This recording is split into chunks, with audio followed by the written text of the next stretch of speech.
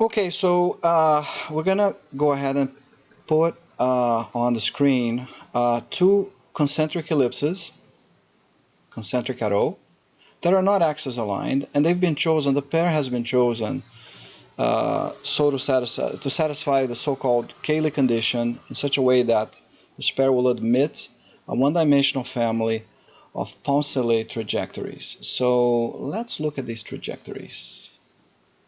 Here they are. Okay, I can make them turn slower.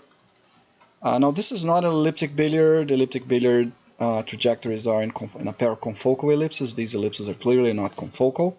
So you're not going to have constant perimeter. You won't get, constant other invariants that we detect for elliptic billiards. This is a generic Poncelet. It's not as generic because the two ellipses here have been constrained to be concentric. Okay, you can see that the area of this family is variable. Okay, and Cayley error equal to 0 just means that we're fully satisfying the Cayley condition in such a way that this trajectory actually closes. Okay, now this video is about an interesting phenomenon related to polar polygons. So let's draw, first of all, what I'm calling the polar polygon, or other people might also call the polar polygon. I'm basically taking the three vertices on my trajectory, P1, P2, and P3, and I am actually calculating with respect to a fixed circle that is concentric with the ellipse pair. The circle is shown here, this dashed orange circle here. Its radius is unimportant. It can be anything as long as it is fixed and as long as the circle is concentric with the ellipse pair. Okay. Now, what is the polar of a point with respect to a circle? Okay, it's a line. So here's a part of that. Polar is an infinite line, okay? And you can say that this line is perpendicular to the segment connecting O and the point in question, okay? And the intersection between OP1 and this perpendicular polar line here is at the inversion of P1 with respect to this circle.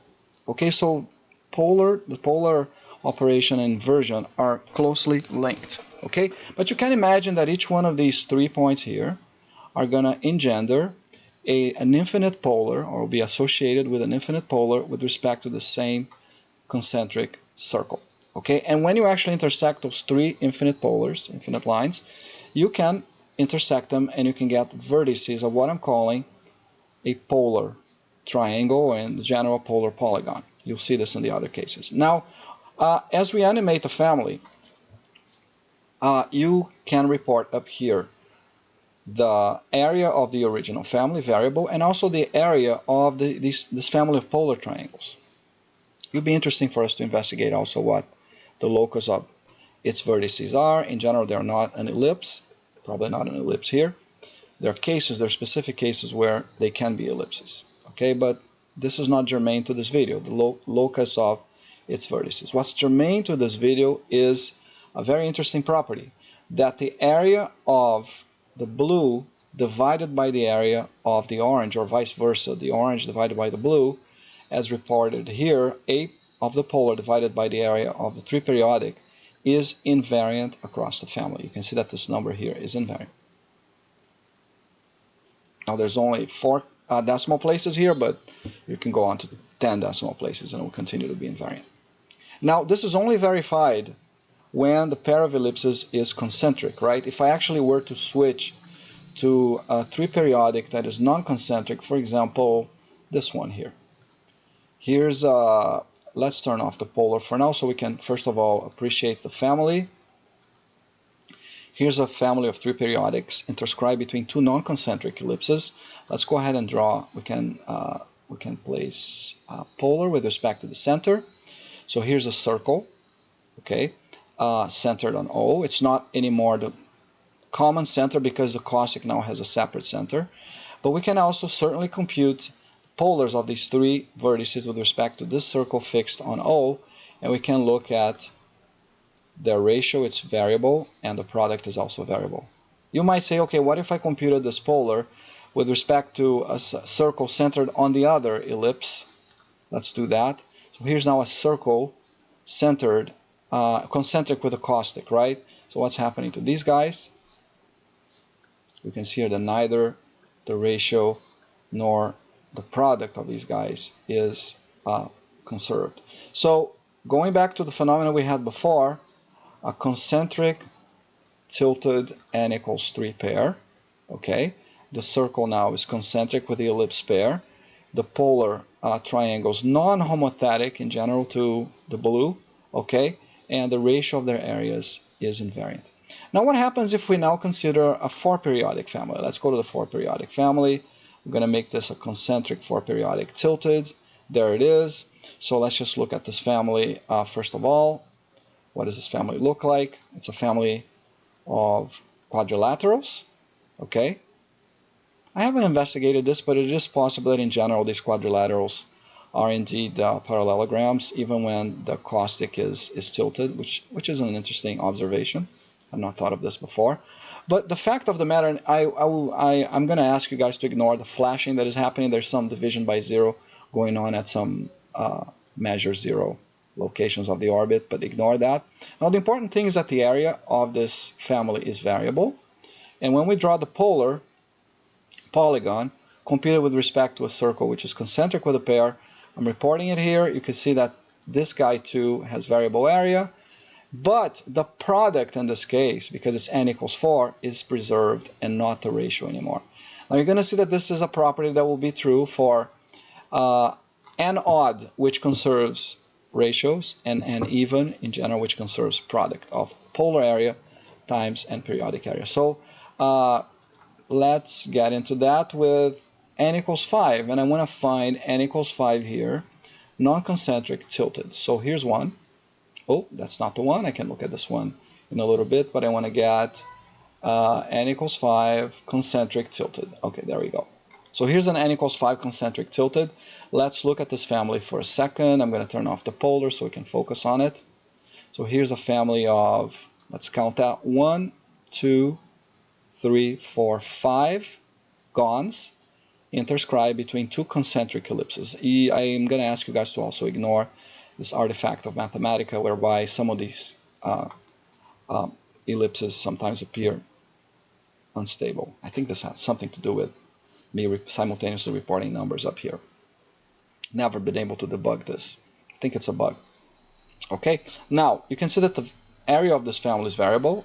If I turn on the polar with respect to a concentric circle, I can draw the polar polygon, okay, whose sides are bounded by the polars of the pi with respect to the circle, and I can compute and report its area. Both are variable. Area of the outer of the blue polygon is variable. Area of the polar polygon is variable, but the ratio of those areas is invariant, and the product is variable. Let's look at n equals 6. In fact, before we go there, let's look at a self-intersected concentric n equals 5. Okay, well, this one is axis aligned. I don't want axis aligned. Do I have an n equals 5 non-axis aligned? Doesn't look like I have it. Okay, so I'm going to make one. So I'm going to go ahead and tilt this guy. I'm going to break Cayley a little bit. I want to make this guy not axis aligned. You can see here that Cayley has been broken, meaning that this trajectory is no longer closing. I'm going to ask my optimizer to make it, to tweak the parameters of the caustic so that this trajectory does close. So now we have the case of an n equals 5 self-intersected. I can certainly calculate its polar triangle, its polar polygon. It's a bigger beast like that. And we can make this thing go round. And we can check.